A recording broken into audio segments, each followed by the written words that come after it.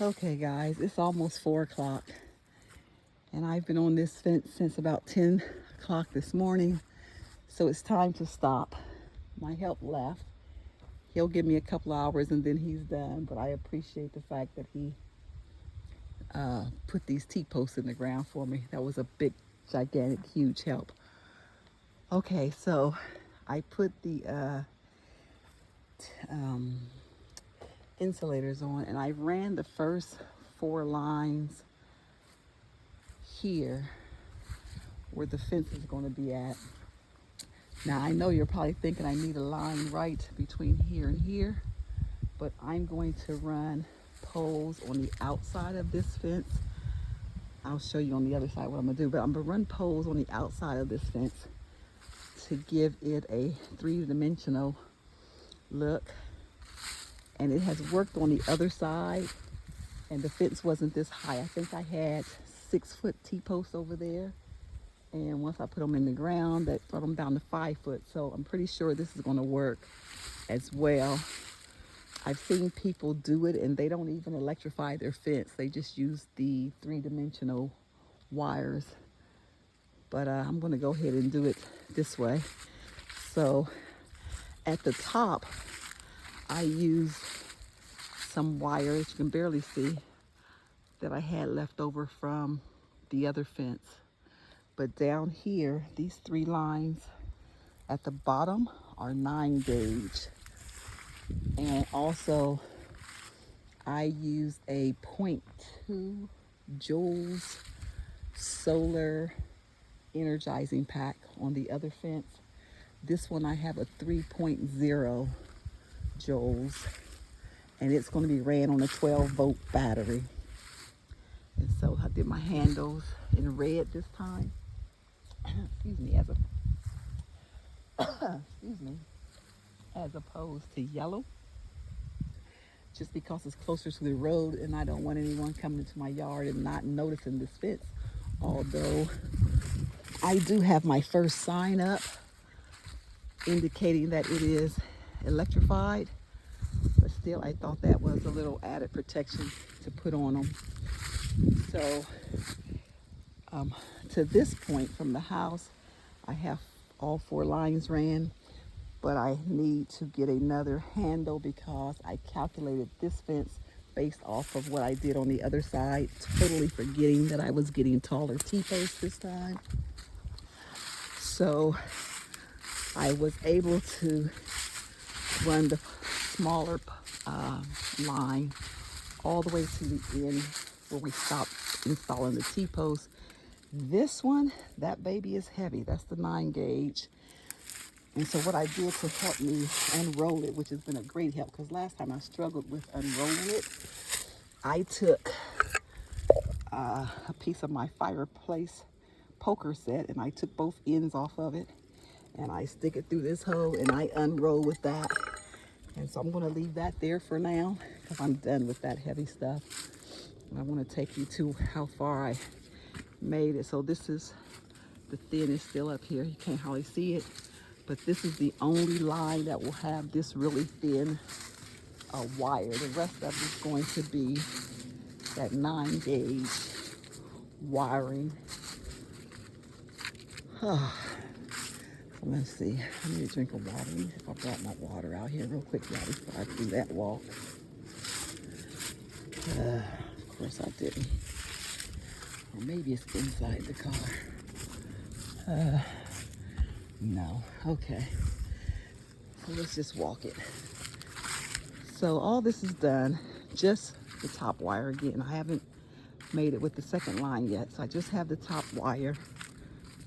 And actually it didn't come out too bad with the mismatched heights.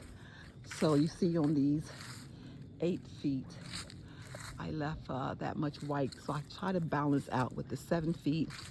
And these are all 8 feet here. And then here we go into the 7. So I had to go to the very top of the 7. Well, with one little thingy left up here so it wouldn't come off. So I think it's gonna work out okay. And I'm not sure if I'm gonna do the 3-dimensional on this side just because of all these trees here.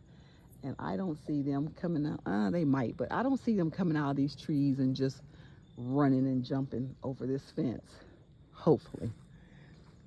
And then, of course, there's the bees.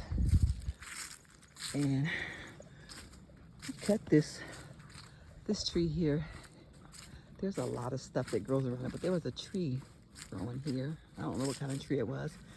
But when he cut that down, we discovered inside of that hole there is a wasp nest. So I have to go get some kind of spray and take care of that tonight after I give them time. Let me see if I can zoom in. Oh yeah, you can see in there. Let me see. I'm not gonna get too close, but can you see it? That's a big one too. Look up at the top, the very top, where you can see the brown, where it's closed up at. But anyway, that is a wasp nest. And I'm gonna have to get that taken care of. So we got all the way down on this side of the property as well. And across almost all of the back. Now here, I've decided I'm not going to electrify this, but I am going to let it act as a part of the three-dimensional with the wiring behind it, because I'm still going to train these blackberries up on that. And it needs to be tightened severely, but every time I plan my day, someone else makes other plans for me. Deer, bear. So, let me make that back down to small. Anyway, this is how far we've gotten on day one of the electric fence install. And so I stopped the very thin wire, and the paper came off of it, so I don't know what gauge it is, but it's super, super thin, and it's way easier than that 9 gauge to work with. I love this stuff, but for what I need to do with that bear, I needed something a little thicker. And so I just left it sitting here until we finish with these poles that we have laid out to go around this corner. And then I'm going to walk up here and show you. I have to take this fence down now that I had around my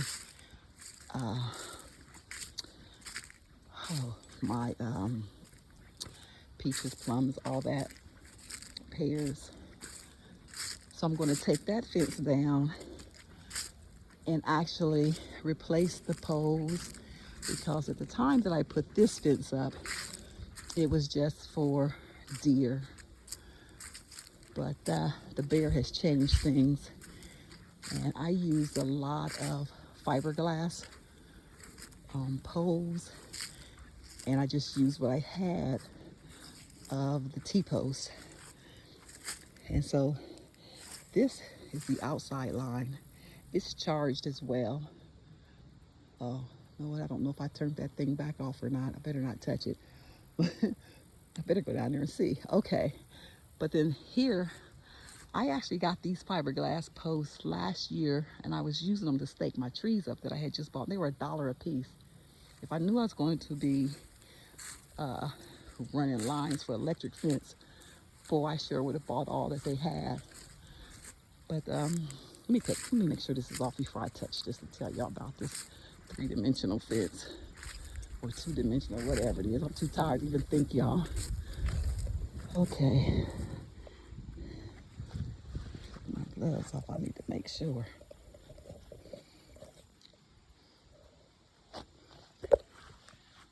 Okay.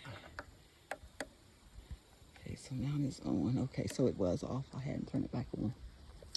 Okay, so what I did, you can see how wide, how far spaced these two lines are. And so then I put this one in the middle of those two, but back off of it. You can see it better this way. And you can see this fence is not that high. It's not even as high as I am tall, and no deer have jumped that, because I think from what I read and researched, this confuses them, because when they look at that, They can't process in dimensional, spatial, or whatever, I don't know. But anyway, that's what I'm going to do on the other side as well for part of that fence. And I'm going to be pulling this fence down. Thank God, because look at my grass in here, y'all.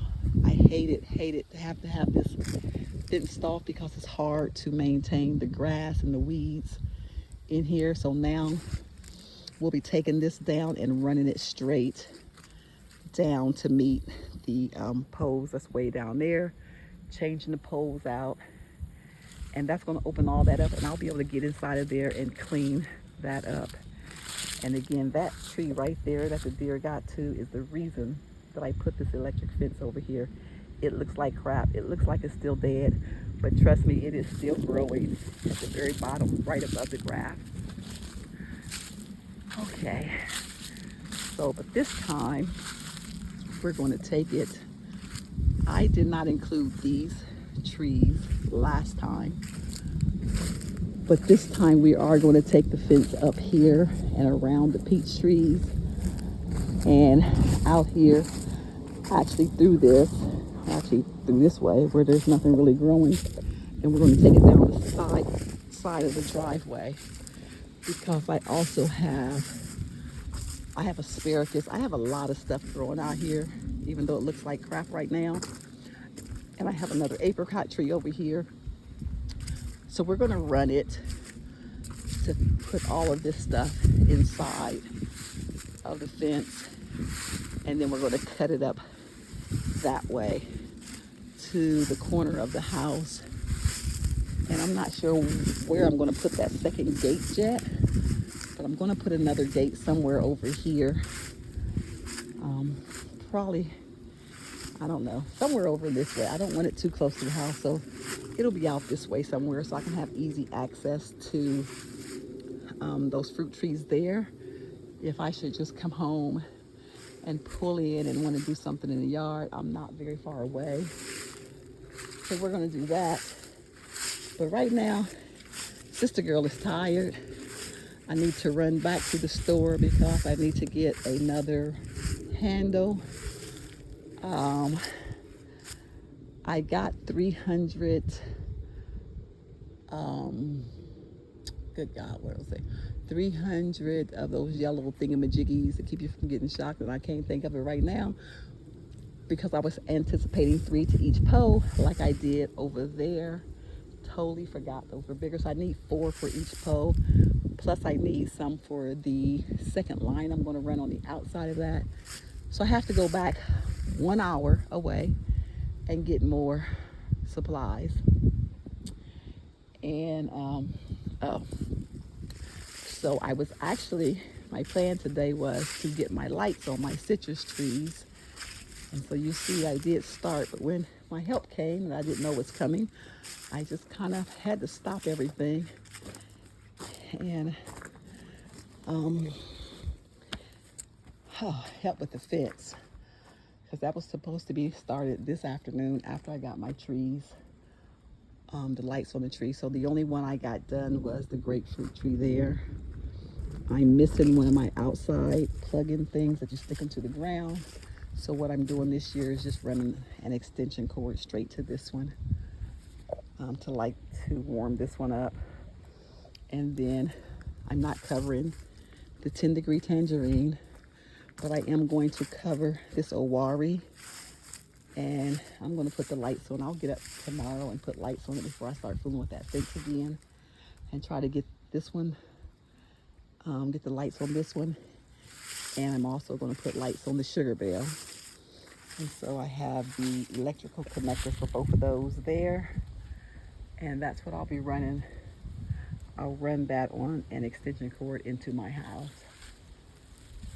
And look at this, more 8-foot poles.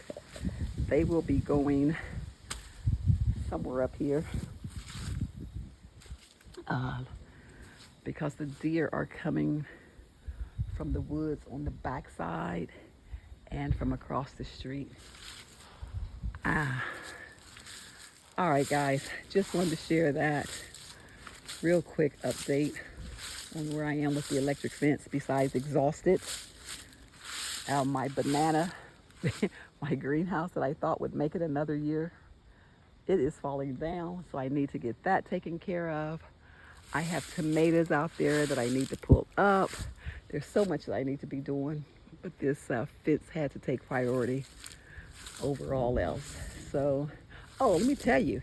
So, that day we had frost, you see that green cloth right there? I had taken that out and covered up the owari at the tree line and the Mawa kumquat. And then I realized, that was just too big of a cover for those two little plants. So I brought it up here and I covered my tomatoes with the expectation that I would go get something else and cover those two plants. Well, I forgot. I should walk down there and show you. I am going to walk down there and show you. But I forgot to cover them and didn't even think about them for like 3 days later when I came out here to uncover this stuff. And my heart stopped because I was just sure that they were going to be dead. But these tomatoes are still going. I just did 20 pints. I canned 20 pints of tomatoes. And I guess I'm going to be canning some more. Look at that. They're just relentless. They're all in there. And honestly, I'm tired of tomatoes. But anyway, let me stop rambling because I'm tired. Let me go over here and show you these two plants that I did not cover. And they took their first frost of 2025 being totally uncovered. Oh, and it did good. I didn't see any signs of damage. I didn't really look hard, but I didn't see anything like noticeable. So this is the Mawa.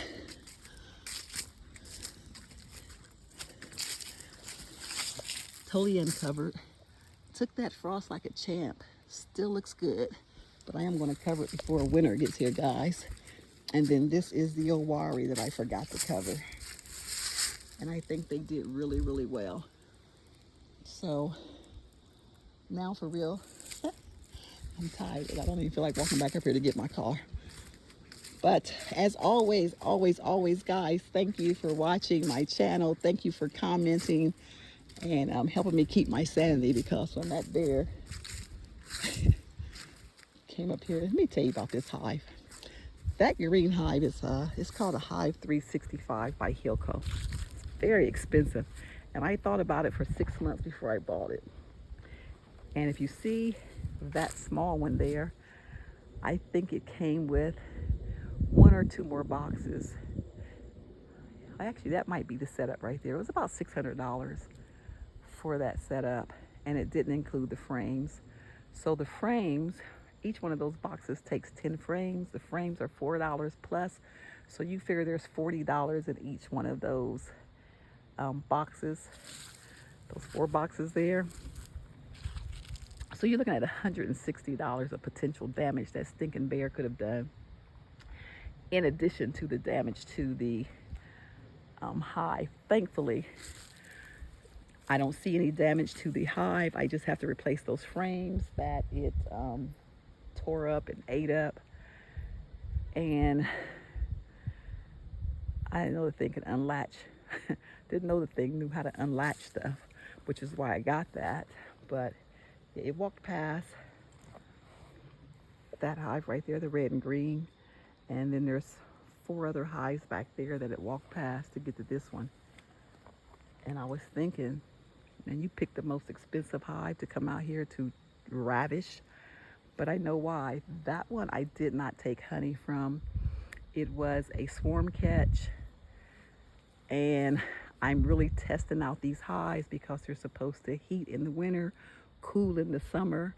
So that was one of my test colonies, as well as that one over there. And this one, Charity, is the one that's in this big tall box. She has excelled all of my expectations. She was, she had quite a few bees when we caught her, but that queen is outstanding. So I didn't take any honey from her because I wanted to check in the spring to see just what she did and just what benefit that hive was in purchasing, to see if I was going to switch over all of these wooden boxes out to those insulated hives. And so I started with 2, I have a